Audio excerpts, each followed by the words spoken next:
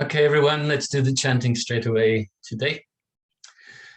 Namo Tassa Bhagavato Arahato Sammasambuddhassa. Namo Tassa Bhagavato Arahato Sammasambuddhassa. Namo Tassa Bhagavato Arahato Sammasambuddhassa. Buddham saranam gacchami, dhammam saranam gacchami, sangham saranam gacchami, dutayambi buddham saranam gacchami, dutayambi dhammam saranam gacchami, dutayambi sangham saranam gacchami, Tatayambi buddham saranam gacchami. Tatayambi dhammam saranam gacchami. Tatayambi sangham saranam gacchami. Namo Buddhaya, Namo Dharmaya, Namo Sanghaya, Namo Buddhaya, Namo Dharmaya, Namo Sanghaya, Namo Buddhaya, Namo Dharmaya, Namo Sanghaya. I take refuge until I am enlightened in the Buddha, the Dharma, and the Sangha. Through the positive potential I create by practicing the 6 paramitas, may I soon attain enlightenment in order to benefit all sentient beings. I take refuge until I am enlightened in the Buddha, the Dharma, and the Sangha. Through the positive potential I create by practicing the 6 paramitas, may I soon attain enlightenment in order to benefit all sentient beings. I take refuge until I am enlightened in the Buddha, the Dharma, and the Sangha. Through the positive potential I create by practicing the 6 paramitas, may I soon attain enlightenment in order to benefit all sentient beings. May all sentient beings have happiness and its causes. May they be free from suffering and its causes. May they never be parted from the happiness beyond suffering. May they abide in equanimity, free of bias, attachment to the near, and aversion from the far. I shall cause this. Great compassionate Buddha, please inspire me to be able to do so. Reverently, I prostrate with my body, speech, and mind, and present clouds of every types of offerings, actual and mentally transformed. I confess all of my negative actions accumulated since beginningless time, and rejoice in all the virtues of all holy and ordinary beings. Please remain until cyclic existence ends, and turn the wheel of Dharma for all sentient beings. I dedicate the virtues of myself and others to the great enlightenment. However innumerable all sentient beings are, I vow to save them all. However inexhaustible my delusions are, I vow to extinguish them all. However immeasurable the Dharma teachings are, I vow to master them all. However endless the Buddha's way is, I vow to follow it completely. Om Mani Padme Hum. Om Mani Padme Hum. Om Mani Padme Hum. Tayata gate gate para samgate bodhi soha. Tayata gate para samgate bodhi soha. Tayata gate para samgate bodhi soha. Now meditation time. And you can get yourself in a good position, nice position, upright, comfortable, not slouching, not rigid. And bring your mind to releasing the tension in the body. Going from the tips of the toes up to the shoulders, down to the tips of your fingers, and up to the crown or top of your head. So now let's take a short while to do this.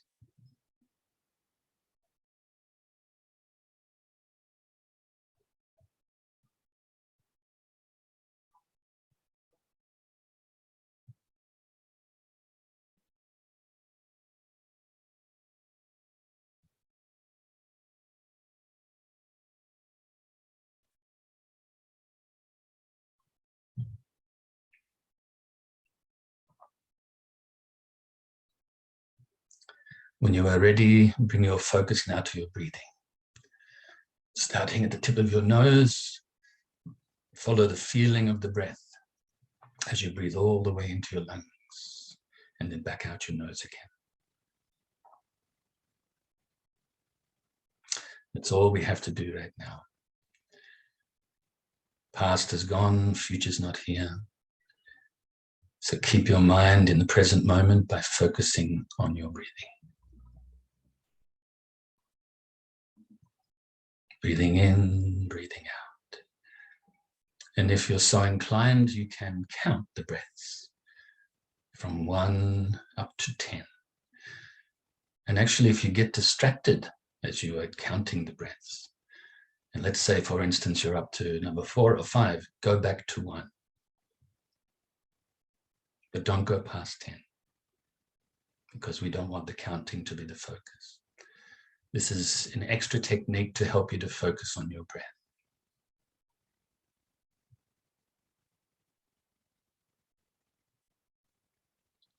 If thoughts arise, or any other mental activity arises, don't cling to it or to them.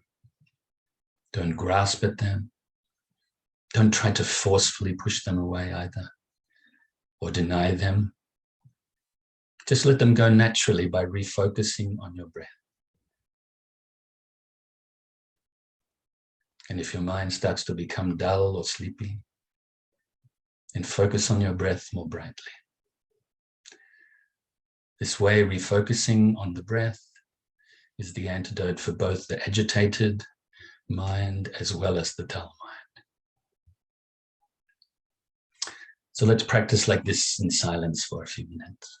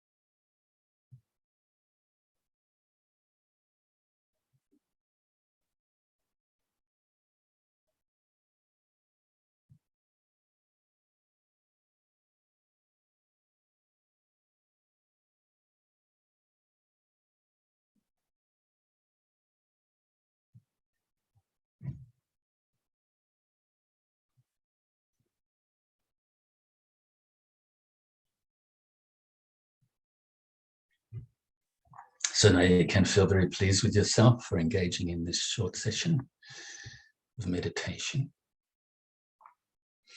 And feel yourself, or first of all, generate loving kindness in your heart and fill your whole being with this loving kindness.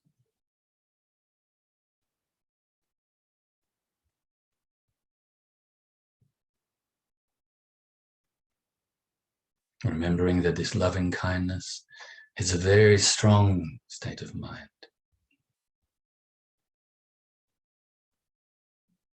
Based on or married with compassion and empathetic joy. They are based on equanimity. And equanimity is based on wisdom.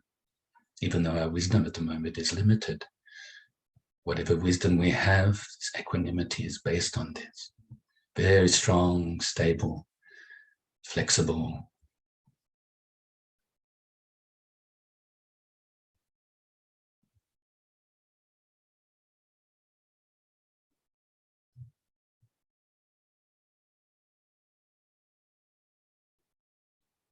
Have such thoughts as, may I be happy.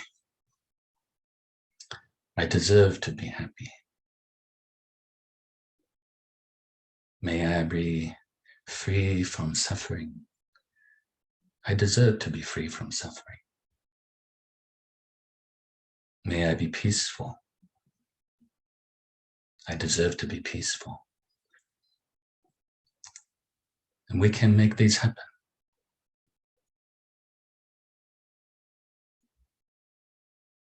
Feeling really nice, filled with warm, loving kindness and compassion right now. Start to radiate it outwards, initially to your loved ones, family, and friends.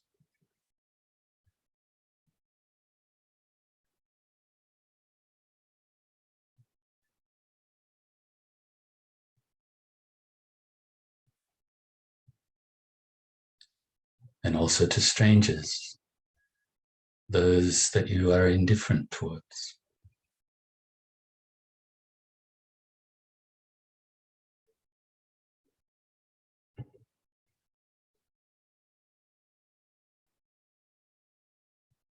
And to those that you find difficult, may even regard as enemies. May all of these people have happiness, the causes of happiness. May they be free from suffering and the causes of suffering. May they be peaceful.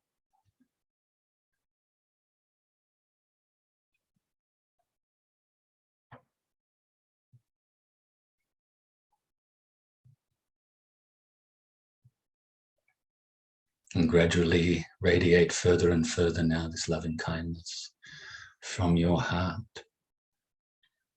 to include all of the living beings that live around your immediate area. The living beings that live on the land, under the land even, in the waters, fly through the air.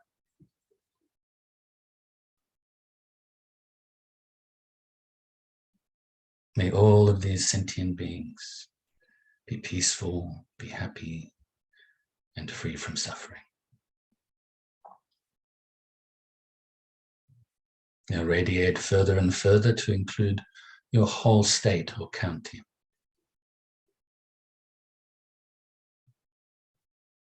This loving kindness now, the radiation of this loving kindness is gathering so much momentum. It's now including other states and counties throughout your whole country. And all of the sentient beings, the innumerable sentient beings that abide in your country.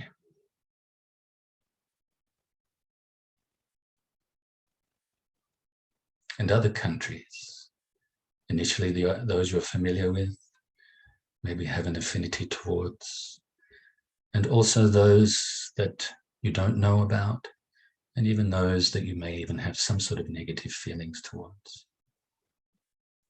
until your loving kindness pervades the whole planet. May all of the living beings be happy, free from suffering, and be peaceful.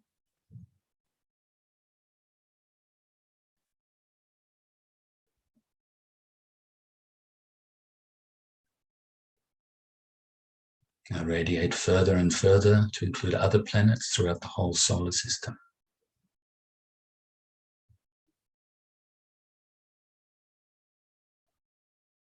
And other solar systems throughout this Milky Way galaxy.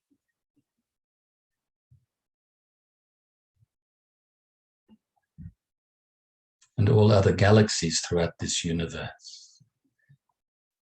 Until your loving kindness pervades throughout infinite space. This immeasurable loving kindness.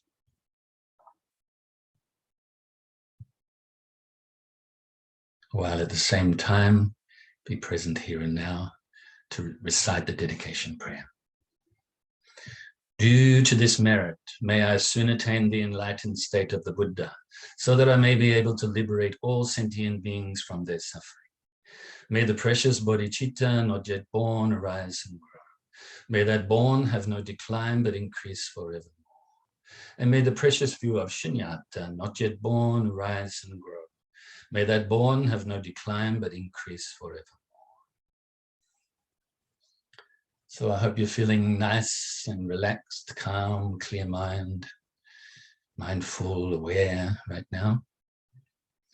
And we will continue our discussion on the 6 transcendental perfections or paramitas. And of course, we're on to the last aspect of the last paramita, the 6th paramita, the prajna paramita, the perfection of wisdom. And we are including in this discussion the 3 wisdom tools, the wisdom tool of hearing, the wisdom tool of contemplating, and the wisdom tool of meditating, or absorbing your mind with wisdom and understanding, insight. And we are talking about, what is the wisdom of emptiness, really, isn't it? But also including what is the Buddha nature. Last week we spoke about the 3 natures, and as well as some other subjects and topics. The 3 natures, of course, I remind you, are the imputed nature, that we're always imputing some sort of name and concept onto things. And this is coming from our own mind, from our habitual tendencies to do so. And then, of course, we have the relational nature. In other words, the makeup of all things. Of course, everything is impermanent, including the constituents within the makeup of these things, as well as the whole, constantly changing. Therefore, have no self. Therefore, there's emptiness of self. And then, of course, you have the ultimate nature, which is the realization of this emptiness, this wisdom of emptiness, along with the bodhicitta, the enlightened mind, realization of unveiling the Buddha nature, our true nature. And of course, I've given you a bunch of examples for you to be able to memorize and then contemplate in your own time, one at a time. I won't go over them again. If you didn't take part in one of or all of, say, the last few weeks, then revisit the videos, the teachings on the YouTube channel, or you can scroll up or down, I don't know which way, on Facebook. Okay, so there is no up, there is no down, actually. The Facebook, the YouTube channel is Dharmacharya, Dharma spelled with an R, Andrew Williams. So you can have a look at that, okay? And today, or last week, that's right, I just reminded myself there that I did give you something to think about at the end of the class. Does water exist? And you don't have to answer me. You can't answer me, your mics are off anyway. Or I can lip read, maybe. But actually, water, the reason I give you this question is to help you to understand that the wisdom of emptiness and interdependency, the interdependent arising, are not separate. They're not dualistic. So water, also known with this, the scientific formula of H2O, in other words, the different different makeups of hydrogen and oxygen and a balance of these, and then water does exist. But without one of these elements, if you want to call them that, but without oxygen, for instance, water does not exist. Without hydrogen, does not exist. Without the right balance of these two, it doesn't exist either. Okay, so you can say it does exist and it doesn't exist. But if you go even beyond that, you can say that it neither exists nor doesn't exist as well. There's 4 ways of looking at it. Does it exist? Does it not exist? Both or neither? And you can contemplate like this with everything, with all phenomena. Water is a good one because it's with us all the time. It's one of the requisites in life, isn't it? We need to have some water to be able to quench our thirst, to help our body with the liquids and so forth. I'm going to have a sip now, actually.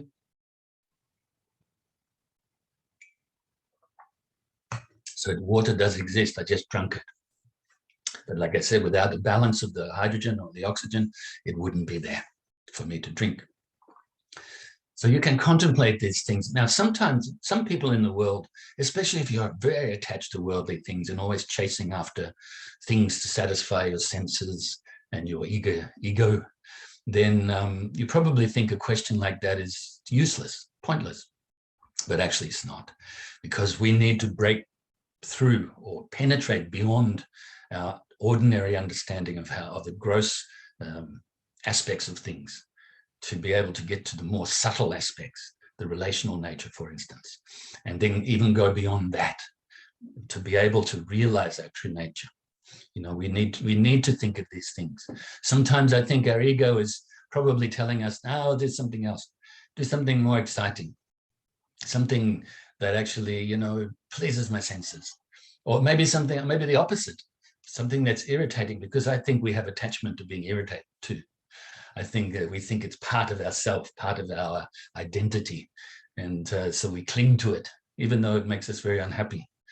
So we need to go beyond, need to penetrate beyond these things. Okay, so we'll continue to speak about the different aspects that are all empty of self-nature. Now, for a few months there, we spoke the beginning of last year into probably the end of May or June, commentary on the 5 skandhas, the makeup of a living being, our physicality and our mentality, the form, the feelings or sensations, the perception, or the first thought and recognition of something, the will or intention or impulsive mental reactions, and the consciousness. So we spoke about these 5 aggregates called skandhas, which literally means a pile of or a heap of. But I think the best translation into English is aggregates. They are all empty. They are not staying the same even for one tiny little moment, not staying the same. So how can there be a self there? How can there be a non-changing separate self? It's empty of that. So our physicality is empty of self-nature. It's constantly changing. As the whole is constantly changing, as well as all of the parts, our skin, our hair, all of the liquids within the body are constantly changing. All of the organs are constantly changing. And what makes these organs, or the makeup of the organs, such as the elements and atoms and molecules and energies and so forth, always constantly changing. Therefore, they are all the individual constituents as well as the whole empty of self-nature, empty of independent, separate self-identity. And it is likewise with the mind. In fact, the mind changes even quicker, apparently. We're having the untrained mind said to have about 65 sort of movements, mental movements every moment. Constantly changing, constantly going from one mental activity to another. It be thoughts or feelings, emotions, and the like. So our feelings are constantly changing. We have pleasurable feeling, doesn't last. We have painful feeling, doesn't last. Or we have neutral feelings that don't last. Then, of course, we perceive some contact between our senses and the sense objects, and then the consciousness that arises from that. We perceive that. And then the next one comes. So perception is also changing all the time. And even it can change the habits. Our habits can change. Then we actually can become better, can't we? The mind becomes clearer due to this. Or we can do the opposite. We can continually reinforce our mental habits. Or even worse, make them more strong. Reinforce them over and over and over. You know, you get angry, for instance. The more you get angry, the more you reinforce it. Then you can even get angrier. And then all of a sudden you don't even know you're angry. It's such a thick habit. So we can go backwards like this too. Don't do this. Then, of course, our impulsive mental reactions, the fourth skandha, that also could be known as intentions or impulses, will. These are constantly changing as well, dependent on what I just mentioned. If we practice well, we can teach ourselves not to impulsively react like that, especially based on the negative emotions, the unwholesome thoughts and the like. We can teach ourselves to be less reactive, more proactive in looking after our mind, and, you know, initially creating the good conditions, you could say the good karma or the merit that is needed as we traverse the Dharma path on the way towards what we call enlightenment. And also the fifth skandha, the consciousness, is of self-nature. The eye consciousness, the ear consciousness, the nose consciousness, the tongue consciousness, the tactile sensation or body consciousness, and the mind consciousness. They're always having new stimuli. They're always having impulses, reactions. One moment of consciousness leading to the next moment of consciousness, and so on. The mind consciousness, the receptor, you know, receiving the information, you could say, from the physical senses and the contact with the sense objects, and then those consciousnesses that arise at that time. And then, of course, we have the discriminative consciousness, where we discriminate, where we kind of split things up due to our habits. This is a good thing, or this is the bad thing, or this is neutral. Constantly changing. And then, of course, the alaya, or what we call the storehouse consciousness, constantly changing, because we are continually creating the karma. So the seeds of the karma, the seeds of our actions are being placed moment to moment in the alaya consciousness. And then, of course, as we experience the results of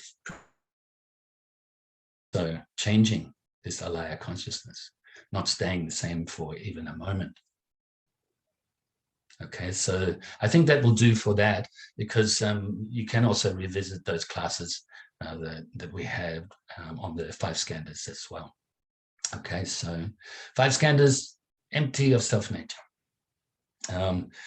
Mentioned as well, all outside phenomena are empty as well.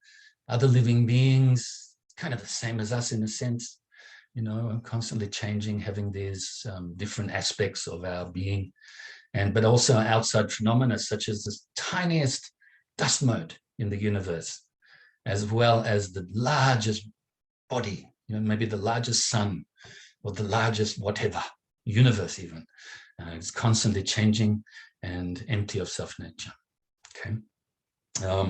Momentary change or flow, a little verse that I wrote, momentary change or flow of all inner and outer phenomena. There's no grasping onto a permanent I or other now.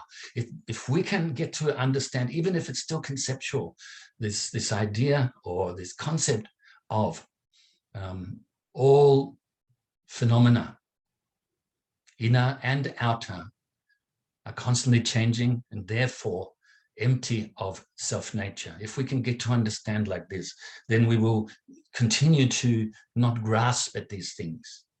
We will give up the attachment to I, me, mine, as well as theirs, you, yours, constantly thinking in a dualistic way, separating things,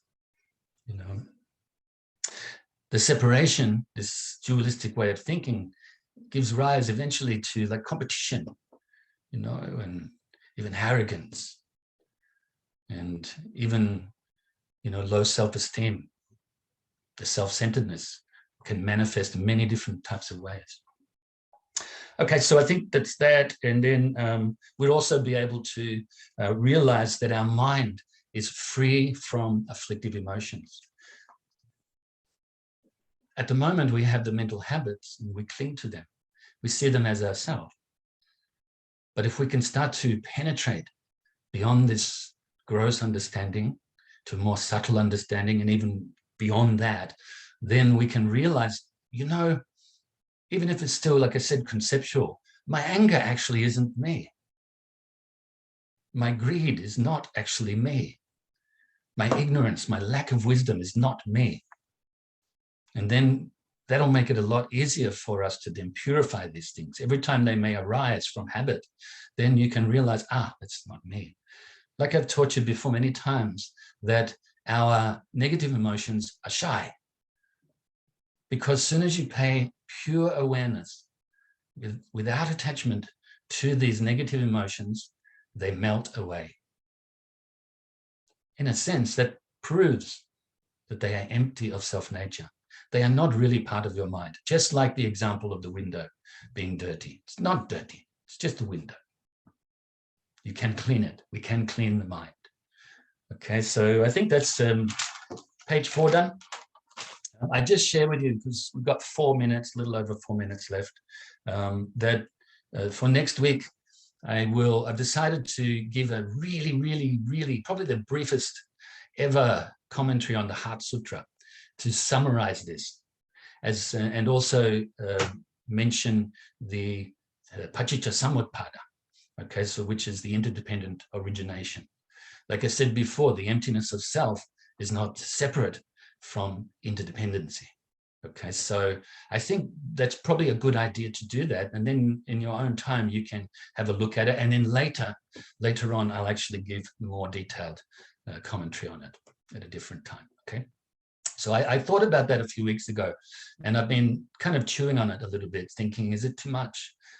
How can I teach the Heart Sutra that for one of the advanced classes, it took over 2 years to give the whole commentary. The classes at that time were every second week though. And so another time it took about a year. So, actually, can I do it in 40 minutes? And I thought, you know what, I can.